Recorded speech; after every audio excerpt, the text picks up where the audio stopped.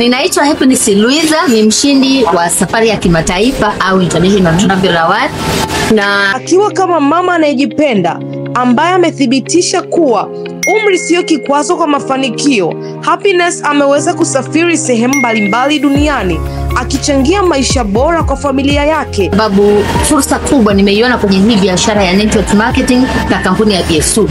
Nilifanya kila linalowezekana kwa kuwasikiliza viongozi wangu, lakini pia kwa kushirikiana na timu yangu, ambapo kwa mwaka huu sasa imenifikisha kufikia kwenye ndoto zangu katika kitu ambacho huwa ninakipenda sana. Mimi ninapenda kusafiri na ndio nimepata mafanikio makubwa. Kwa hiyo kwa maneno mengine, ndoto yangu ya kwanza ya kusafiri nimeitimiza, lakini bado kuna mambo mengi ambayo ninaweza nikafanya. Wito ambao ninaweza kutoa kwa Watanzania wenzangu, vijana pamoja na watu wazima, jamani, chague kazi, chague biashara. Biashara ninayoifanya mimi ya network marketing ni biashara inayolipa na ni biashara kubwa sana kwa sasa. Watu wengi wanapuuza network marketing wakifikiria ni biashara ambayo ni ya kitapeli, lakini ukweli halisi ni kwamba biashara hii ni biashara kubwa na inaweza kumsaidia mtu yeyote kuinuka kutoka kwenye hatua ya chini kabisa ya maendeleo mpaka kufika kwenye hatua ya juu.